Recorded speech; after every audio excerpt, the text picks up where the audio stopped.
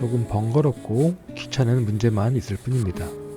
실력이 늘게 되는 과정은 늘 틀림을 많이 해보면서 그걸 어렵게 고치는 과정에서 늘게 되는 거라고 생각합니다. 안녕하세요, 조맹입니다. 오늘은 여자 긴머리 뱅헤어라고 하나요? 앞머리가 보이는 머리카락을 그리는 영상을 만들어 봤습니다. 우선 머리카락을 그리기 전에 얼굴을 먼저 그려야겠죠. 제대로 이야기하자면 얼굴이 아니라 머리 전체, 두상, 해골을 잘 그려야 합니다. 아무리 머리카락 그리는 방법에 대해 공부한다고 하더라도 머리카락 밑에 있는 그 머리의 크기를 잘 그리지 못한다면 다양한 각도에서 머리카락을 유추해 보면서 그리는 건 어려울 겁니다. 얼굴을 그리는 방법은 제가 반복해서 올리고 있고 또 저도 그릴 수밖에 없습니다. 인물을 그릴 때 얼굴은 늘 그리는 부분이니까요. 여러분도 얼굴을 한번 먼저 그려보신 다음에 머리카락을 한번 같이 그려보시길 바래요.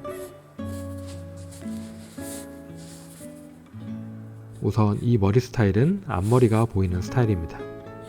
앞머리의 시작점을 생각해보고 여기서부터 우산 모양으로 머리카락이 나온다고 생각하시면 됩니다. 그리고 그 뒤에 중간머리라고 할까요?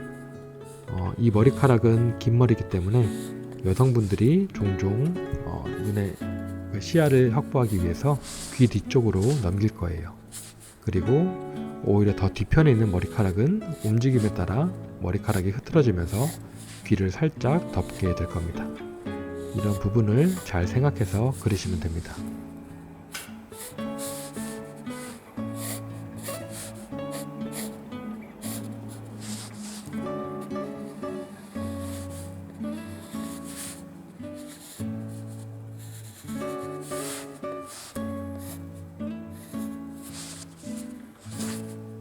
그리고 구렛나루 부분은 늘 조금이라도 그려주시면 좋습니다.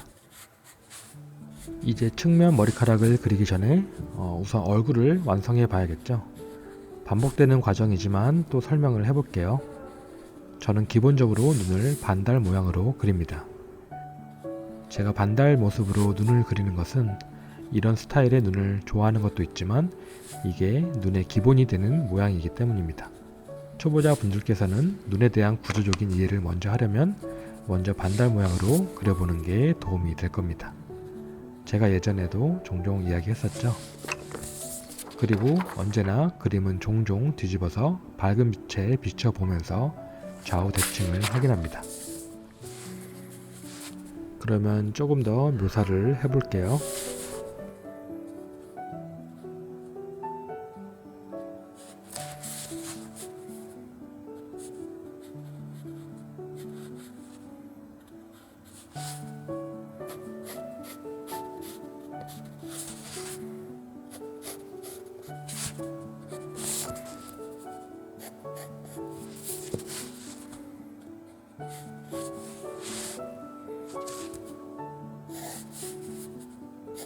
지금 빗금치는 부분은 목 뒤편으로 어두워진 부분을 표현하는 겁니다.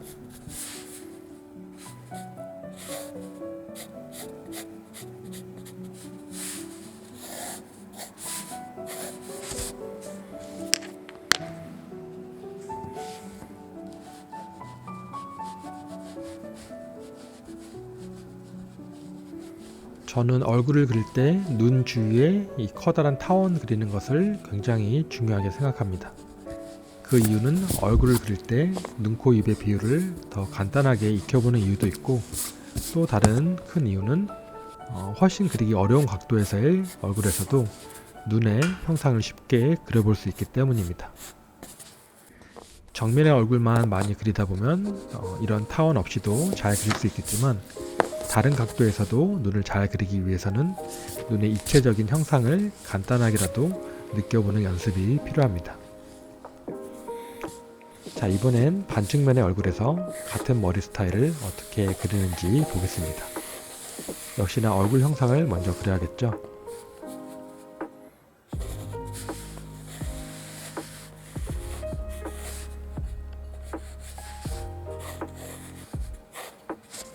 그래서 또 가져와 봤습니다.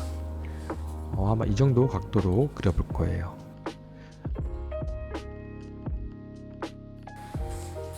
누군가는 저는 원도 잘 못 그려요 하시는데요. 지금 제가 원을 잘 그린 거 아니잖아요. 이상한 점을 알고 있다면 그걸로 된 겁니다.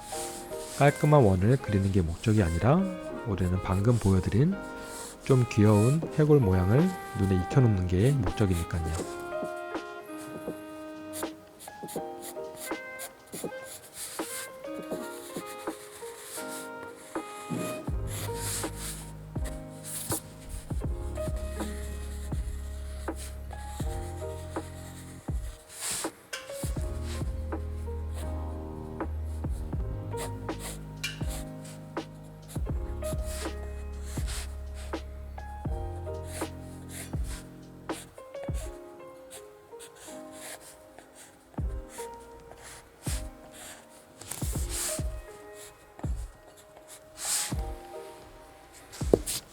이 각도에서도 마찬가지로 앞머리가 시작되는 부분을 찾아서 우산 모양으로 그려줍니다.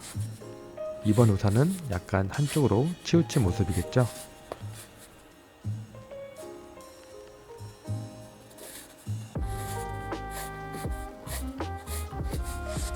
자, 중간 머리는 귀 뒤로 넘어갑니다.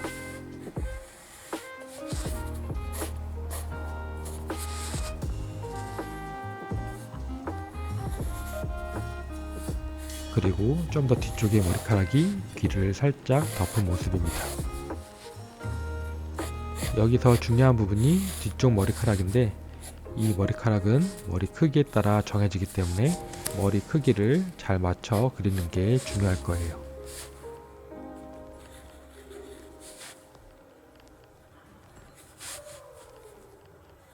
오늘은 눈, 코, 입에 대한 자세한 설명은 하지 않을게요. 관련 영상은 따로 자세히 이전에 올려놨으니까 한번 참고해 보시고요.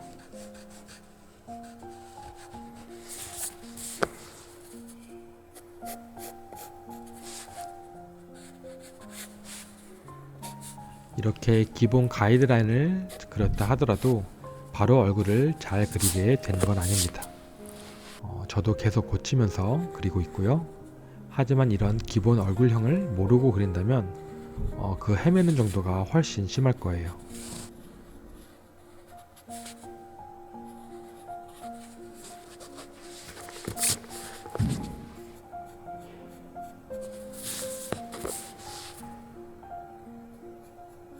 여기 조금 특징적인 부분을 설명할 건데요. 중간 머리가 이렇게 귀를 덮을 때는 귀 안쪽으로 넘어간 머리와 큰 공간이 생기기 때문에 이 부분을 조금 더 진하게 그려 놓으면 좋습니다.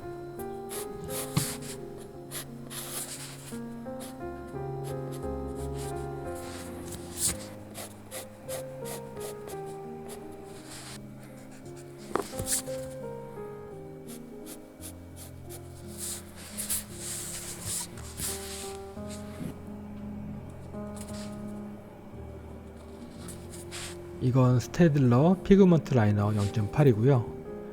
오늘은 간단하게 그린 스케치를 펜으로 정리하고 그 다음에 그림을 스캔해서 조금 더 수정하고 프린트까지 해보겠습니다. 이렇게 연필로 그린 그림은 아마도 꽤나 지저분할 거예요. 그래서 이렇게 펜으로 정리하는 작업은 많은 도움이 됩니다. 여러 선들로 이루어진 모양을 그 선 중 하나를 정해서 펜으로 그려야 하는 선택을 하셔야 합니다. 한 번 더 형태에 대한 연습을 해보는 거죠.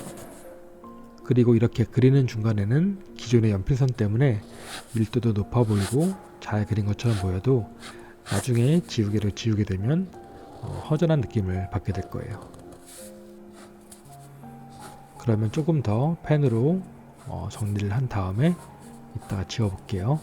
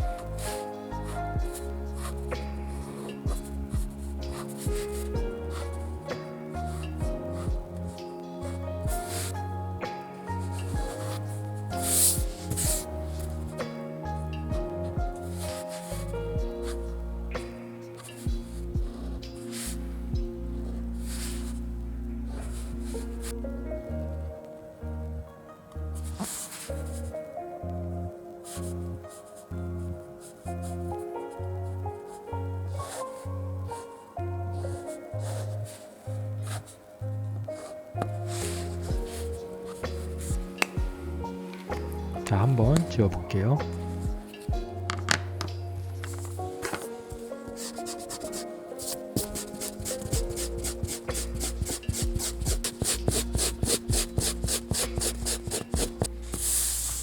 뭔가 느낌이 허하죠? 그러면 이제 다시 좀 더 묘사를 해줍니다. 펜으로 그리는 거에 대해서 걱정이 많으신 분들도 계실 거예요. 저도 눈을 그릴 때, 디테일한 부분을 그릴 때는 손을 덜덜 떨면서 그렸어요. 하지만 펜으로 그렸다고 하더라도 화이트로 수정할 수 있고 저처럼 디지털로도 수정할 수 있습니다. 조금 번거롭고 귀찮은 문제만 있을 뿐입니다. 실력이 늘게 되는 과정은 늘 틀림을 많이 해보면서 그걸 어렵게 고치는 과정에서 늘게 되는 거라고 생각합니다.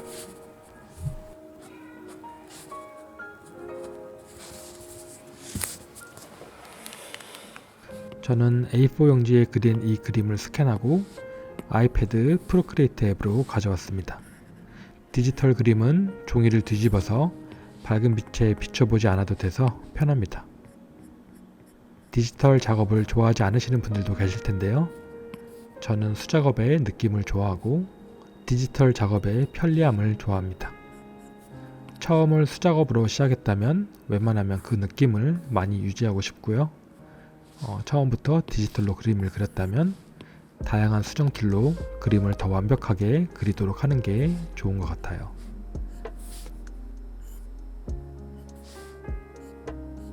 그림을 완성시키는 건 연필도 아니고 포토샵, 프로크리에이트도 아니고 그 완성의 마지막은 내 눈이 완성시키는 거라고 생각합니다.